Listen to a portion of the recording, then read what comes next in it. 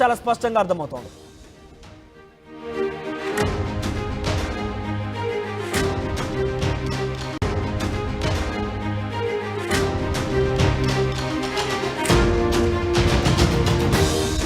తెలంగాణలో మరోసారి మంత్రివర్గ విస్తరణపై జోరందుకుంది ప్రచారం. ఎక్కడ చూసినా కూడా మంత్రివర్గంలో తమ నాయకుడు అంటే కూడా కాంగ్రెస్ పార్టీ నాయకులు పోటీ పడుతున్నారు. ఇక ఇన్ఫాక్ట్ నేతల్లో సైతం మాకే మంత్రి పదవి అంటే కూడా వారికే అంటూ కూడా ధీమాతో వ్యక్తం చేస్తున్న పరిస్థితి. సీఎం రేవంత్ ప్రస్తుతం ఢిల్లీ పర్యటనలో ఉన్నారు ఆయన. సో ఢిల్లీ పర్యటనలో అధిష్టానంతో భేటీ అయి మంత్రివర్గ విస్తరణ గురించి కూడా మాట్లాడే అవకాశం ఉన్న నేపథ్యంలో కొంత మంత్రివర్గం ఎవరు ఉండబోతున్నారు, మరి 6 స్థానాలు ప్రెసిడెంట్ అయితే ఖాళీగా ఉన్నాయి తెలంగాణ రాష్ట్రంలో. సో ఈ 6 స్థానాల్ని ఎవరితో భర్తీ చేయబోతున్నారన్న ఒక ఉత్కంఠత కొనసాగుతోంది. ఎక్కడ చూసినా మంత్రివర్గంలో ఎవరున్నారనే ఒక ఉత్కంఠ కొనసాగుతోంది. దీని మీద ప్రస్తుతం ప్రచారం జోరందుకుందని చెప్పాలి. ప్రస్తుతం ఉమ్మడి ఆదిలాబాద్, రంగారెడ్డి, హైదరాబాద్, నిజామాబాద్ జిల్లాలోంచి ఎవరికి కూడా మంత్రివర్గంలో అవకాశం కల్పించలేదు. అయితే ప్రముఖంగా ఈ జిల్లాల పరిధిలో నుంచే నాయకుల్ని మంత్రివర్గంలోకి చోటు కల్పించబోతున్నారు. అయితే ఆదిలాబాద్ నుంచి వడ్మా బొజ్జు, ప్రేమ్సాగర్ రావు, గడ్డం వినోద్, వివేక్ ఇద్దరు నలుగురు కూడా పోటీ పడుతున్నారు. ఇక నిజామాబాద్ నుంచి పొద్దుటూరి సుదర్శన్ రెడ్డి, మదన్ మోహన్ రావు కూడా పోటీ పడుతున్నారు. అయితే ఇన్ఫాక్ట్ ఇటీవల కాలం 2 రోజుల క్రితమే గత ప్రభుత్వంలో స్పీకర్గా పనిచేసినటువంటి పోచారం శ్రీనివాసరెడ్డి కూడా ఆయన కూడా కాంగ్రెస్ పార్టీలో చేరిపోయారు. ఇన్ఫాక్ట్ ఆయనకు కూడా కొంత మంత్రివర్గంలో చోటు ఇస్తారు, లేదంటే అవకాశం కోసం ఆయన పార్టీలోకి వచ్చారు. కాంగ్రెస్ అధికారం ఉంది కాబట్టి అంటూ కూడా ఒక ప్రచారం కూడా జోరందుకుంది. ఇక ముదిరాజ్ సామాజిక వర్గం నుంచి వాకిటి శ్రీహరి లేదా నీలం మధు ఇద్దరిలో ఎవరికో ఒక అవకాశం కల్పించే అవకాశం కనబడుతోంది. ఒకవైపు వాకిటి శ్రీహరి ఇప్పటికే మక్తల్ ఎమ్మెల్యే కొనసాగుతున్నారు. పార్లమెంట్ ఎన్నికల నేపథ్యంలో మెదక్ ఆ ప్రచారంలో భాగంగా రేవంత్ రెడ్డి నేరుగా ముదిరాజ్ సామాజిక వర్గానికి మంత్రివర్గంలో చోటు కల్పించడం కోసం నాది ధీమా అంటూ కూడా ఆయన వ్యక్తపరిచారు. ఆయన ప్రమాణం చేశారు. సో దీంతో ముదిరాజ్కి మంత్రివర్గంలో చోటు కల్పించడం అనేది తథ్యంగా కనబడుతోంది. తప్పకుండా ఇవ్వాల్సిన అవసరం కూడా ఉంది. దీంతో పాటుగా ప్రస్తుతం మక్తల్ ఎమ్మెల్యే వాకిటి శ్రీహరి పేరు తెర మీదకి వస్తోంది. ఒకవేళ అది కనుక సాధ్యం కాకపోయినట్టయితే నీలమ్మరి పేరు తెర మీదకి వస్తోంది. నీలమ్మరికి ఎమ్మెల్సీగా అవకాశం కల్పించి మంత్రివర్గంలోకి తీసుకునేటువంటి పరిస్థితి ఉంది. ఇన్ఫాక్ట్ మెదక్ నుంచి కూడా కొంత కేసీఆర్ ప్రాతినిధ్యం వహించినటువంటి జిల్లా అంటే ఆయన నేరుగా ఆయన అసెంబ్లీ కూడా ఆ జిల్లా పరిధిలో ఉంది కాబట్టి మెదక్ నుంచి నీలమ్మది కనుక ఉంటే డెఫినెట్గా బీఆర్ఎస్ పార్టీని ఢీకొనొచ్చు. దానికి తోడు బీసీ అనే ఒక సెంటిమెంట్తో నీలమ్మదు చాలా ప్రాచుర్యంలోకి వెళ్ళాడు. తెలంగాణ వ్యాప్తంగా ప్రచారంలో ఉన్నాడు. కొంత ఫెమిలియర్ కాబట్టి ఆయనకు అవకాశం ఇస్తే డెఫినెట్గా బీఆర్ఎస్ని ఢీకొనొచ్చు అనే అవకాశంలో కూడా కాంగ్రెస్ పార్టీ ప్రభుత్వం ఆలోచిస్తున్నట్టు తెలుస్తోంది. దీనికి తోడు హైదరాబాద్ విషయానికి వస్తే కనుక హైదరాబాద్లో నుంచి ఇతర పార్టీల నుంచి ఇప్పటికే దాన నాగేందర్ ఖైరతాబాద్ నుంచి ఆయన ప్రాతినిధ్యం వహిస్తున్నారు. అయితే హైదరాబాద్ జిల్లాలో నుంచి బీఆర్ఎస్ పార్టీ ఎమ్మెల్యేలు ఎవరైతే తమ పార్టీ వైపు వస్తారో వారికి అవకాశం కల్పించే విధంగా పార్టీ ఆలోచన చేస్తోంది. ఇక ఎస్టీ కోటా నుంచి డోర్నక్కల్ ఎమ్మెల్యే రామచంద్ర నాయక్ పేరు వినబడుతోంది. ఇక మైనార్టీ కోటాలో ఫిరోజ్ ఖాన్ పేరు వినబడుతుంది. ఓవరాల్గా ప్రెసెంట్ ముఖ్యమంత్రి రేవంత్ రెడ్డితో సహా 12 మంది మంత్రివర్గంలో ఉన్నారు. సో ఇంకా 6 స్థానాలు ఖాళీగా ఉన్నాయి. 4 జిల్లాల వారీగా రంగారెడ్డి, హైదరాబాద్, నిజామాబాద్, ఆదిలాబాద్ స్థానాలు ఖాళీగా ఉన్నాయి. దీంట్లో ముదిరాజ్కి తప్పకుండా ఇవ్వాల్సిన పరిస్థితి కూడా ఏకంగా రేవంత్ రెడ్డి హామీ ఇచ్చారు కాబట్టి ఇవ్వాల్సిన వస్తున్నటువంటి నేపథ్యం చూస్తున్నాం. సో మరి హైదరాబాద్లో ముఖ్యంగా బీఆర్ఎస్ పార్టీ ఎమ్మెల్యేలు తమ పార్టీలోకి ఎవరైతే వస్తారో వారికి అవకాశం కల్పించబోతున్నారని ఒక ప్రచారం కూడా జోరందుకుంది. ఎస్ మాట్లాడదాం ఇదే అంశానికి సంబంధించిన ప్రతినిధి మధు లైవ్లో సిద్ధంగా ఉన్నారు. ఎస్ మధు, సో ఇన్ఫాక్ట్ తెలంగాణకు సంబంధించిన మంత్రివర్గ విస్తరణ విషయంలో మరోసారి ప్రచారం జోరందుకుంది. 4 జిల్లాల వారీగా ఇంతవరకు అక్కడ 0 ఎవరికి కూడా అవకాశం కల్పించలేదు మంత్రివర్గంలోకి. కేవలం ఉన్న స్థానాలు 6 మాత్రమే. హామీలేమో చాలా వరకు ముఖ్యమంత్రి రేవంత్ రెడ్డి ఇచ్చారు. జిల్లాలు కవర్ చేయాల్సిన అవసరం ఉంటుంది. ఆ క్యాస్ట్ ఈక్వేషన్ ప్రకారం కూడా హామీలు అమలు చేయాల్సిన అవసరం ఉన్న నేపథ్యంలో ఎవరికి చోటు దక్కే అవకాశం ఉంది, ఏంటి అప్డేట్స్ ఏంటి? నిజంగా కూడా ఎందుకంటే దాదాపు 7 నెలలు 8 నెలలు కావస్తూ ఉంది తెలంగాణలో కాంగ్రెస్ ప్రభుత్వం అధికారంలోకి వచ్చి క్యాబినెట్ ఎక్స్పాన్షన్కి సంబంధించి చర్చ కొనసాగుతూనే ఉంది. పార్లమెంట్ ఎన్నికల తర్వాత ఇమీడియట్గా ఉంటుందని. సో పార్లమెంట్ ఎన్నికలు అయిపోయాయి, ఫలితాలు వచ్చాయి. ఇంకా కాస్త దీనికి సంబంధించినటువంటి ఆసక్తి రేకిస్తూ ఉంది. ఆశాభావులు ఎక్కువైపోతూ ఉన్నారు. రోజు రోజుకు మంత్రివర్గంలో స్థానాన్ని ఆశిస్తున్నటువంటి వారు ముఖ్యంగా ప్రస్తుతం ఇప్పటికీ ముఖ్యమంత్రితో కలిపి ఉన్నటువంటి మంత్రివర్గంతో పాటు ఇంకొక 6గురికి కొత్త వారికి అవకాశం ఉంది. కాబట్టి దాంట్లో ప్రాతినిధ్యం లేనటువంటి జిల్లాలను కనుక తీసుకుంటే ఒకటి నిజామాబాద్ ఉమ్మడి, తర్వాత ఉమ్మడి ఆదిలాబాద్ జిల్లా, ఇక్కడ తర్వాత ఉమ్మడి రంగారెడ్డి హైదరాబాద్ జిల్లా నుంచి ప్రాతినిధ్యం లేదు. ఇక్కడ నుంచి అవకాశం కల్పించడానికి ఈక్వేషన్ వైజ్గా పార్టీ భావిస్తూ ఉంది. దాంట్లో భాగంగా ఈరోజు రేవంత్ రెడ్డి ఢిల్లీ వెళ్ళారు. ఢిల్లీ పెద్దలతో దీనికి సంబంధించి క్లారిటీ తీసుకోనున్నారు. ఎవరికి మంత్రివర్గంలో అవకాశం ఇవ్వాలనేటువంటిది తీవ్రమైనటువంటి కసరత్తు కొనసాగుతూ ఉంది. మొత్తం సామాజిక వర్గాల వారిగా ఈక్వేషన్, దాంతోపాటు ఇంకా జిల్లాల వారీగా ఎవరికి అవకాశం కల్పిస్తే బాగుంటుంది, అన్ని అంశాలను పరిగణలోకి తీసుకుంటున్నారు. ఒకటి, ఆదిలాబాద్ జిల్లా నుంచి మొదలు పెడితే మొట్టమొదటిసారిగా ఎమ్మెల్యే అయినటువంటి అత్యంత సామాన్యమైనటువంటి కుటుంబం నుంచి వచ్చినటువంటి ఎడ్మా బొజ్జుకి అవకాశం ఇస్తే ఎలా ఉంటుంది అనేటువంటిది పార్టీ ఆలోచన చేస్తూ ఉంది. ఒకవేళ ఆయనకు అవకాశం కల్పిస్తే మరొకరికి టికెట్ కట్టే అవకాశం ఉంది, మరొక సీనియర్కి అక్కడ ఆదిలాబాద్లో. ఎందుకంటే సీనియర్ నేతలుగా పేరున్నటువంటి వివేక్, ప్రేమ్ సాగర్ రావు ఇద్దరు కూడా క్యాబినెట్ బెర్త్ ఆశిస్తున్నారు. ఒకవేళ ఎడ్మా బొజ్జకు అవకాశం కనిపిస్తే కనుక ఇద్దరిలో ఒకరు అవకాశం కోల్పోవాల్సినటువంటి పరిస్థితి ఉంటుంది. అక్కడ ప్రేమ్ సాగర్ రావు వెలమ సామాజిక వర్గం నుంచి ఆయన చాలా సీనియర్ నాయకులు, ఆయన క్యాబినెట్ బెర్త్ ఆశిస్తున్నారు. కాస్త ఆయన అలిగి ఉన్నారు పార్టీ మీద, కొన్ని రోజుల నుంచి పార్టీ నేతలతో టచ్లో లేరు, పెద్దగా పార్టీ కార్యక్రమాల్లో పాల్గొనట్లేదు, గాంధీ భవన్ కూడా రావట్లేదు, ఎలాంటి కార్యక్రమాల్లో పెద్ద యాక్టివిటీగా కనిపించట్లేదు. సో క్యాబినెట్ బెర్త్ ఇస్తేనే ఆయన యాక్టివ్ అయ్యేటువంటి అవకాశం ఉందనేది కనిపిస్తూ ఉంది. అలాగే వివేక్ కోరుతా ఉన్నారు, ఆయన మాకు ఇస్తే నేను ఖచ్చితంగా ఆ నియోజకవర్గానికి సంబంధించినటువంటి పార్టీ పటిష్టం కోసం మరింత కృషి చేస్తాను ఆయన మెన్షన్ చేస్తూ ఉన్నారు. కానీ ఏఐసిసి అధిష్టానం ఆలోచన వేరే ఉన్నట్టుగా తెలుస్తుంది. అత్యంత సామాన్య కుటుంబం నుంచి ఎదిగినటువంటి ఎమ్మెల్యే అయినటువంటి ఎడ్మా బొజ్జకి టికెట్ క్యాబినెట్ బెర్త్ ఇవ్వాలనేటువంటిది నిర్ణయం తీసుకున్నట్టుగా తెలుస్తూ ఉంది. ఇక పక్కనే ఉన్నటువంటి నిజామాబాద్ జిల్లాకు వస్తే నిజామాబాద్లో పెద్ది సుదర్శన్ రెడ్డి టికెట్ ఆశిస్తూ ఉన్నారు. ఆయన దాదాపు ఆయన పేరు ఖరారైందంటూ వార్తలు వినిపిస్తున్నప్పటికీ కూడా వర్కింగ్ ప్రెసిడెంట్గా ఉన్నటువంటి మహేష్ గౌడ్ పేరు కూడా వినిపిస్తుంది, ప్రస్తుతం ఎమ్మెల్సీ. సో ఆయన పేరు పరిశీలనలో ఉంది. అదే నిజామాబాద్ జిల్లా నుంచి మరొక ఎమ్మెల్యే ప్రాతినిధ్యం వహిస్తున్నటువంటి ఎమ్మెల్యే మదన్ మోహన్ రావు, ఆయన కూడా వెలమ సామాజిక వర్గం. మదన్ మోహన్ రావుకి మొదటిసారి క్యాబినెట్లోనే అవకాశం ఉంటుంది అనేటువంటిది భారీగా ప్రచారం జరిగింది. కానీ ఆయనకు అవకాశం దక్కలేదు. ఈసారి సెకండ్ ఆయనకు అవకాశం ఉందనేటువంటిది పెద్ద ఎత్తున వార్తలు వినిపిస్తూ ఉన్నాయి.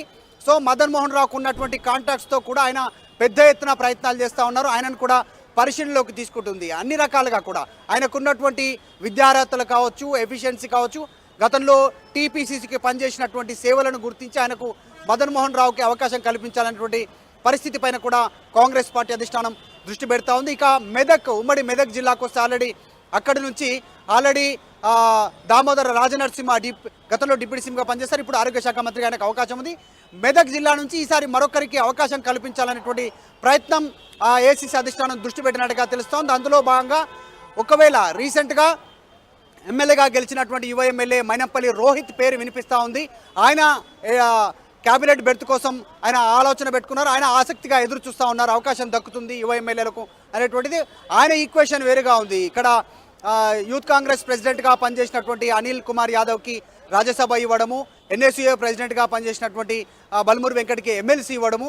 సో ఇవన్నీ యువకులను ప్రోత్సహిస్తూ ఉంది కాంగ్రెస్ పార్టీ. అందులో భాగంగా నాకు కూడా అవకాశం దక్కుతుంది పార్టీ నుంచి అనేటువంటి ఆయన ఒక ఆసక్తితో ఆయన ఎదురు చూస్తూ ఉన్నారు. ఇంకొకటి, అదే జిల్లా నుంచి రీసెంట్గా మెదక్ ఎంపీగా పోటీ చేసి ఓడిపోయినటువంటి నీలం మధు రీసెంట్గా కూడా పార్లమెంట్ ఎన్నికల సందర్భంగా ముఖ్యమంత్రి రేవంత్ రెడ్డి ఒక స్టేట్మెంట్ చేశారు. ఖచ్చితంగా నీలం మధు ముదిరాజ్ కమ్యూనిటీ నుంచి ఒకరికి అవకాశం ఉంటుందని, సో ఎమ్మెల్సీ ఇచ్చి మంత్రివర్గంలోకి తీసుకునే అవకాశం ఉందనేది కూడా వ్యాఖ్య చేశారు. సో ఆ రకంగా స్టేట్మెంట్ చేస్తే నీలం మధుకి ఎమ్మెల్సీ ఇచ్చి ఫ్యూచర్లో ఆయనను క్యాబినెట్ బెర్త్ ఆయనకు ఖరారు చేయడానికి సిద్ధమవుతున్నారు అనేటువంటి ఒక చర్చ పార్టీలో కొనసాగుతుంది. అట్లా కనుక కొనసాగితే నీలం మధు జాక్పాట్ కొట్టేసినట్టుగానే అనేటువంటిది కాంగ్రెస్ పార్టీలో చర్చ జరుగుతుంది. ఎన్నికల ముంగట కాంగ్రెస్ పార్టీలోకి వచ్చారు.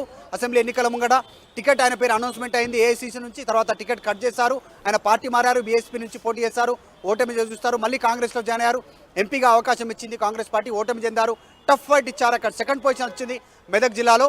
టఫ్ ఫైట్ ఇచ్చినప్పటికీ కూడా అంటే షార్ట్ టైంలో వెల్ పర్ఫామ్ చేశాడు అనేటువంటి పార్టీలో చర్చ జరగడంతో ఒకటి ముదిరాజ్ కమ్యూనిటీలో బజ్ ఉన్నటువంటి ఒక క్యాండిడేట్, అంటే ఎక్కువ స్థాయిలో ప్రజాదరణ పొంది అందరికీ రాష్ట్రమంతా తెలిసినటువంటి పేరు నీలం మధు ముదిరాజ్. సో ఆయనకిస్తే ఎలా ఉంటుంది అనేటువంటిది కూడా పార్టీలో చర్చ కొనసాగుతున్నట్టుగా తెలుస్తూ ఉంది. అది కాకుండా ఉమ్మడి పాలమూరు జిల్లా మహబూబ్నగర్ జిల్లా నుంచి మక్తల్ నుంచి గెలిచినటువంటి ఎమ్మెల్యే వాకిటి శ్రీహరి కూడా ముదిరాజ్ కమ్యూనిటీ. సో ఆయనకు క్యాబినెట్ బెర్త్ ఖరారు అనేటువంటి చాలా రోజుల నుంచి చర్చ జరుగుతా ఉంది. ఒకవేళ ఇక్కడ Yes, మధు, equation దీనికి కనుక సంబంధించి change అయితే 6 నెలలు వాకిటి, ఈ ప్రభుత్వం శ్రీహరికి ఏర్పడితే 6 దాదాపు నెలలు కావస్తోంది. cabinet కేవలం ఖరారు. 12 మంది మాత్రమే ముఖ్యమంత్రి కలిపి మంత్రివర్గంలో ఉన్నారు. ఇంకా చాలా కీలకమైన శాఖలు, వైద్య శాఖ, విద్యాశాఖకు సంబంధించి కావచ్చు, ఇతరత్ర శాఖలకు సంబంధించిన నిర్ణయాలు కూడా కొంత ప్రజల్లో నుంచి వ్యతిరేకత కనబరుస్తున్న నేపథ్యంలో సో ఈ పర్యటన సంబంధించి ఏదైతే హస్తినాపురంలో ప్రస్తుతం రేవంత్ రెడ్డి ఉన్నారో ఒక కొలిక్కి వచ్చే అవకాశం ఉందా? దీంతో మంత్రివర్గానికి సంబంధించి ఒక ఫైనల్ క్లారిటీ వచ్చే అవకాశం ఉందా? ఖచ్చితంగా ఇప్పుడు వాకిటి శ్రీహరికి క్యాబినెట్ బెర్త్ ఖరారు అంటున్నారు. ఒక ఉమ్మడి నల్గొండ జిల్లాకు వస్తే ఆల్రెడీ 2 మంత్రులు ఉన్నారు. అక్కడ నుంచి కోమటిరెడ్డి వెంకటరెడ్డి, ఉత్తమ్ కుమార్ రెడ్డి మంత్రివర్గం ఉన్నారు. కోమటిరెడ్డి రాజగోపాల్ రెడ్డి, కోమటిరెడ్డి బ్రదర్, ఆయన క్యాబినెట్ బెర్త్ ఆశిస్తున్నారు. డైరెక్ట్గా ఆయన నాకు హోంశాఖని ఇస్తే కేసీఆర్ను జైల్లో వేస్తానంటూ స్టేట్మెంట్ చేసి ఆయనకు హోమ్ మినిస్ట్రీ పైన ఇంట్రెస్ట్ ఉంది అనేటువంటిది ఆయన ఓపెన్గా చెప్పే ప్రయత్నం చేశారు కోమటిరెడ్డి రాజగోపాల్ రెడ్డి. ఇక్కడ మైనారిటీ కోటా కింద చూస్తే ఇక్కడ ఫిరోజ్ ఖాన్కి అవకాశం దక్కేటువంటి పరిస్థితి చాలా ఎక్కువగా కనిపిస్తూ ఉంది హైదరాబాద్ నుంచి. మరొకటి హైదరాబాద్ నుంచే ఇంకొకరికి అవకాశం అంటే ఇతర పార్టీల నుంచి జాయిన్ అయ్యేటువంటి ఎమ్మెల్యేకి అవకాశం ఉంటుందా? రీసెంట్గా గెలిచినటువంటి శ్రీ గణేష్కు కంటోన్మెంట్ నుంచి అవకాశం ఉంటుందా? లేదు అంటే రంగారెడ్డి జిల్లా నుంచి గెలిచినటువంటి ఏకైక కాంగ్రెస్ పార్టీ ఎమ్మెల్యే అక్కడ నుంచి మల్లెడ్డి రంగారెడ్డికి అవకాశం ఉంటుందా? ఇలా రకరకాల చర్చలు కొనసాగుతున్నప్పటికీ కూడా అత్యంత త్వరలోనే అత్యంత ప్రాధాన్యత అంశాలతో కూడుకొని ఈసారి క్యాబినెట్ బెర్త్ కూర్పు చేయనున్నారు. మిగిలిన 6 బెర్తులు ఇంకా పీసీసీ మార్పుకు సంబంధించినటువంటి విషయంలో కనుక ఇప్పుడున్నటువంటి మంత్రివర్గంలోని ఎవరైనా పీసీసీని ఆశిస్తే వారు ఆ పదవిని త్యాగం చేయాల్సి ఉంటుంది, మంత్రి పదవిని. సో ఆ మంత్రి పదవిని త్యాగం చేసి పీసీసీ కనుక తీసుకునే అవకాశం ఉంటే ఖచ్చితంగా ఇంకొకరికి అవకాశం దక్కేటువంటి అవకాశం ఉంటుంది. సో త్వరలోనే క్యాబినెట్ పూర్తి స్థాయిలో దీన్ని విస్తరణ చేసిన తర్వాత పాలన పైన పూర్తి స్థాయి దృష్టి పెట్టాలి అనేటువంటిది రేవంత్ రెడ్డి నిర్ణయంగా కనిపిస్తూ ఉంది. అందులో భాగంగానే ఏఐసీసీ అధిష్టానం నేతల పర్మిషన్ తీసుకోవడానికి ఢిల్లీ వెళ్లారు.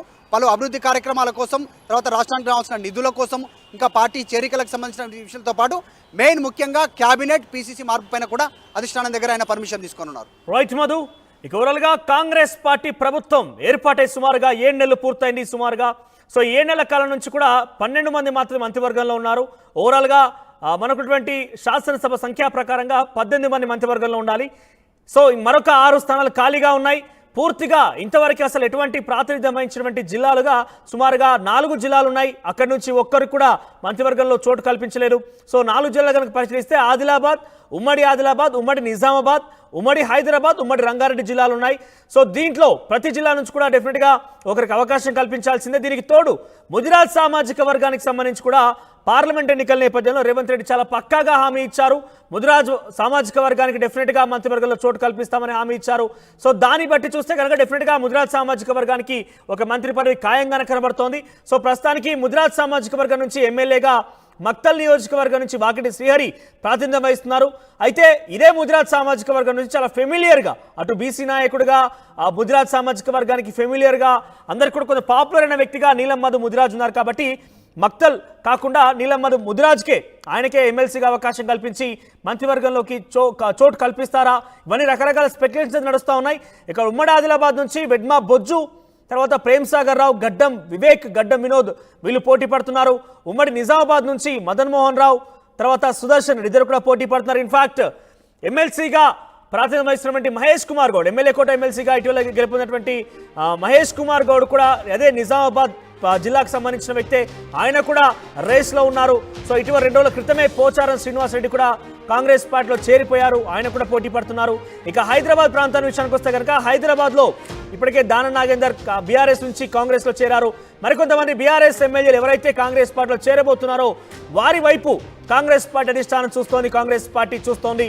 వారికి మంత్రివర్గంలో చోటు కల్పిస్తామనే ఒక హామీతోని హైదరాబాద్లోని కొంతమంది ఎమ్మెల్యేలు తమ పార్టీలో చేర్చుకునేందుకు ప్రయత్నం కూడా చేస్తున్నట్టు తెలుస్తోంది. సో ఏదేమైనా కూడా ఢిల్లీ పర్యటన ఏదైతే ముఖ్యమంత్రి రేవంత్ రెడ్డి ఇప్పుడు ఢిల్లీ పర్యటనలో ఉన్నారో ఆ పర్యటన ప్రత్యేక ఆకర్షణ చెందుకుందని చెప్పాలి. ఎక్కడ చూసినా ఒక పెద్ద ఎత్తున ప్రచారం జోరందుకుంది మంత్రివర్గ విస్తరణ విషయంలోనే అంటూ మనం తాజాగా చూస్తా ఉన్నాం. సో ఏదేమైనా కూడా మంత్రివర్గ విస్తరణ త్వరలో ఉండబోతుందని చాలా స్పష్టంగా అర్థమవుతోంది.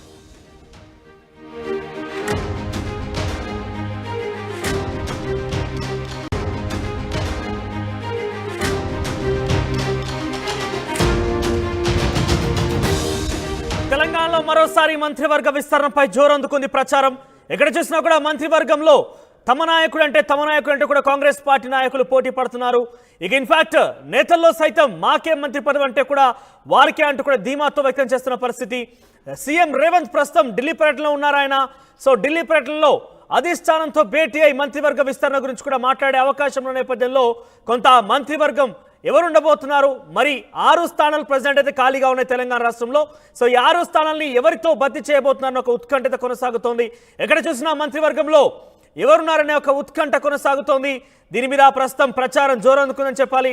ప్రస్తుతం ఉమ్మడి ఆదిలాబాద్, రంగారెడ్డి, హైదరాబాద్, నిజామాబాద్ జిల్లాలోంచి ఎవరికి కూడా మంత్రివర్గంలో అవకాశం కల్పించలేదు. అయితే ప్రముఖంగా ఈ జిల్లాల పరిధిలో నుంచే నాయకుల్ని మంత్రివర్గంలోకి చోటు కల్పించబోతున్నారు. అయితే ఆదిలాబాద్ నుంచి వడ్మా బొజ్జు, ప్రేమ్సాగర్ రావు, గడ్డం వినోద్, వివేక్ ఇద్దరు నలుగురు కూడా పోటీ పడుతున్నారు. ఇక నిజామాబాద్